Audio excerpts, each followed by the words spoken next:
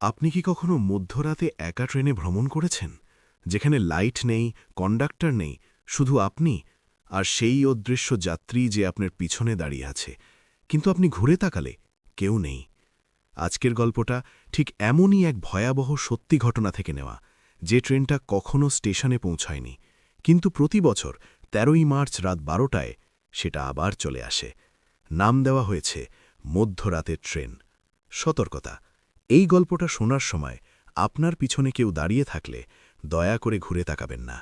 রাজু চাকরি হারানোর পর থেকে ঢাকা ছেড়ে যাওয়ার সিদ্ধান্ত নিয়েছিল।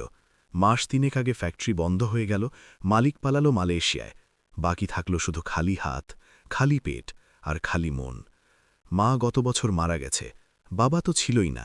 এক গল্পে শুনেছিল কোথাও এক রেলওয়ে লাইনে মারা গেছে, কিন্তু কেউ কখনো নিশ্চিত করে বলেনি। তাই রাজু ঠিক করল ফিরে যাবে গ্রামে, সিলেটের এক ছোট্ট গায়ে, যেখানে তার মামা এখনও বাস করে। টিকিট কাটল কামালপুর যাওয়ার।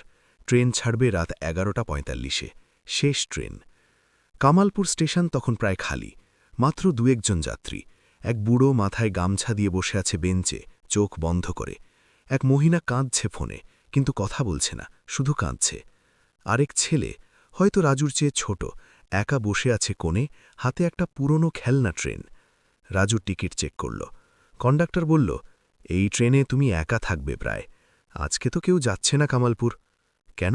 রাজু জিজ্ঞেস করল। কন্ডাক্টর হাসল না, শুধু বলল, ওই লাইনে একটা ঘটনা হয়েছিল ১৯৯৮ সালে। ট্রেন ডিরেল হয়ে গিয়েছিল নদীর ধারে, সবাই মারা গিয়েছিল, কিন্তু কেউ মরেনি বলে কথা আছে। ওরা এখনও চলে। রাজু হেসে উড়িয়ে দিল, ভূতের গল্প শুনে ভয় পাই না ভাই। কন্ডাক্টর চোখ তুলে তাকাল। ভূত না, ওরা ভূত না, ওরা অপেক্ষার মানুষ। ট্রেন এলো, কালো, পুরনো, যেন কোনো জাদুঘর থেকে টেনে এনেছে। লাল লাইট জ্বলছে একটা কামরায়, রিজার্ভড ফর স্টাফ। রাজু উঠল। কামরা খালি, শুধু তার পায়ের শব্দ শোনা যাচ্ছে। বাতাসে গন্ধ, ভিজে কাঠ, পুরনো লোহা আর কেমন যেন পচা মাছের গন্ধ। সে বসল এক কোণে। জানলা দিয়ে বাইরে অন্ধকার, শুধু মাঝে মাঝে বিজলির আলোয় দেখা যায় ধান ক্ষেত, তাল গাছ আর দূরে একটা পুরনো মসজিদের মিনার। Train ছাড়ল, whistle বাজল। একবার না, ৩ বার। অদ্ভুত। প্রায় আধ ঘণ্টা যায়। রাজু ঘুমোচ্ছিল অর্ধজাগ্রত অবস্থায়। হঠাৎ কামরার দরজা খুলল। এক মহিলা ঢুকল। সাদা শাড়ি, চুল খোলা, মুখ ঢাকা একটা পুরনো ওড়নায়।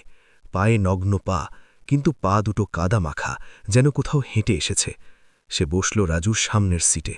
রাজু ঘুম ভাঙল। আপা, আপনি কামালপুর যাচ্ছেন? মহিলা কিছু বলল না, শুধু মাথা নাড়ল। হ্যাঁ। আপনার টিকিট? মহিলা হাত বাড়াল। হাতে কিছু নেই। রাজু অদ্ভুত লাগল, কিন্তু আর কিছু বলল না। ট্রেন একটা সুড়ঙ্গে ঢুকল। অন্ধকার। যখন আলো খিরল, মহিলা আর নেই, কিন্তু তার সিটে ভিজে কাদার দাগ, আর জানালায় একটা হাতের ছাপ, ছোট, যেন শিশুর।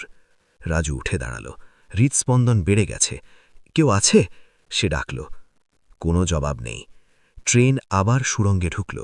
এবার আলো ফেরার পর কামরার শেষ কোণে এক ছোট্ট ছেলে বসে আছে।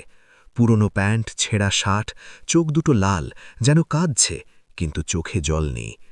তুমি কে? রাজু জিজ্ঞেস করল। ছেলে বলল, আমি তোমার জন্য অপেক্ষা করছিলাম। আমার জন্য? কেন? তুমি তো বাবার খোঁজে এসেছ। রাজুর গা শিউরে উঠল।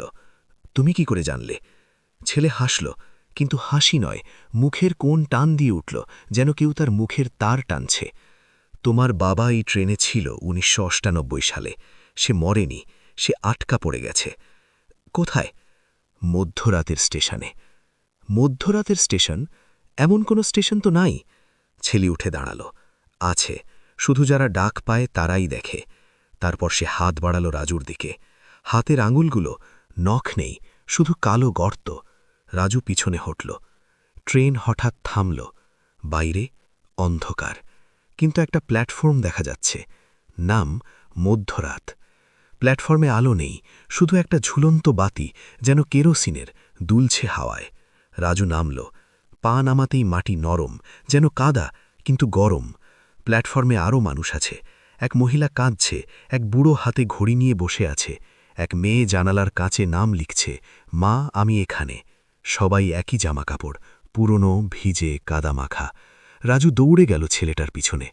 তুমি কে? আমার বাবা কোথায়? ছেলে বলল, ও তোমাকে ডাকছে, ও কামরায় যাও। কোন কামরা? যে কামরায় লাল লাইট জ্বলে। রাজু ফিরে তাকাল। ট্রেনের এক কামরায় লাল লাইট জ্বলছে, রিজার্ভড ফর স্টাফ। সে দৌড়ে গেল। দরজা খোলা। ভেতরে অন্ধকার, কিন্তু একটা মানুষ বসে আছে জানালার পাশে। পিঠ ফিরিয়ে বসে আছে। বাবা, রাজু ডাকল। মানুষটা ধীরে ধীরে মুখ ঘোরাল। মুখ নেই, শুধু একটা গর্ত, আর গর্তের ভেতর থেকে রাজুর নাম ডাকা হচ্ছে। রাজু, আয়, আমরা সবাই অপেক্ষা করছি। রাজু পিছনে হটল। ট্রেনের হুইসেল বাজল। প্ল্যাটফর্ম ধীরে ধীরে মিলিয়ে যাচ্ছে। সবাই তাকে দেখছে। ছেলেটা বলল, তুমি এখন আমাদের। তুমি যখন মরবে তখন এই ট্রেনে উঠবে। কিন্তু তুমি তো ইতিমধ্যে মরে গেছ। কি? আমি তো বেঁচে আছি। ছেলে হাসল। তুমি কি মনে করো তুমি ঢাকা থেকে বেরিয়েছ? তুমি তো সেই দুর্ঘটনায় মরে গেছ ১৯৯৮ সালে। তুমি ছিলে সেই শিশু যে ট্রেনে বসে খেলনা ট্রেন নিয়ে খেলছিল। রাজুর মাথায় ঝলক দিল। হ্যাঁ, সে মনে পড়ল। মা তাকে নিয়ে যাচ্ছিল দাদার বিয়েতে। ট্রেন ডিরেল হয়েছিল। সে মারা গেছে, কিন্তু মন মানেনি। তাই প্রতি বছর ১৩ই মার্চ সে আবার ওঠে, আবার ট্রেনে ওঠে, আবার বাবার খোঁজে বেরোয়। কিন্তু বাবা তো সেই একই ট্রেনে আটকা পড়ে আছে। ট্রেন আবার চলতে শুরু করল। রাজু বসে আছে কামরায়। বাইরে ভোর হচ্ছে, কিন্তু সে জানে এই ভোর কখনো পূর্ণ হবে না। ট্রেন আবার কামালপুর স্টেশনে থামবে না। এটা চলবে, চলবে, চলবে, যতক্ষণ না কেউ তাদের মুক্তি দেয়। কিন্তু কেউ দেয় না, কারণ এই ট্রেনের যাত্রীরা অপেক্ষার আত্মা, যারা মরে গেলেও মরেনি, যারা জীবিত কিন্তু মৃত, যারা প্রতি মধ্যরাতে আবার চলে আসে। আপনি কি জানেন, প্রতি বছর ১৩ই মার্চ কামালপুর লাইনে একটা ট্রেন চলে, কিন্তু সেটা কোনো টাইম টেবিলে থাকে না। যদি আপনি কখনো রাত ১২টায় একা স্টেশনে থাকেন আর দেখেন একটা কালো ট্রেন আসছে, দয়া করে উঠবেন না, কারণ সেই ট্রেনের যাত্রীদের মধ্যে আপনার নামও হতে পারে। ধন্যবাদ যে শুনলেন। ভালো থাকুন আর রাতে একা ট্রেনে যাবেন না। হরর বাংলা।